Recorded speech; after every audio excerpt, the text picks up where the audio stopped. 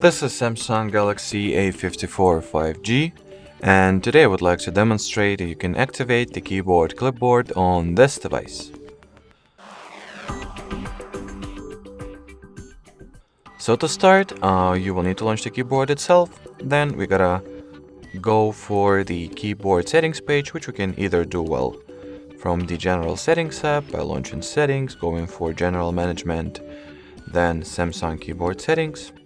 Or you can also open the keyboard, then tap at this keyboard icon to your bottom left, and then go for the settings by clicking at the gear icon in front of a Samsung keyboard.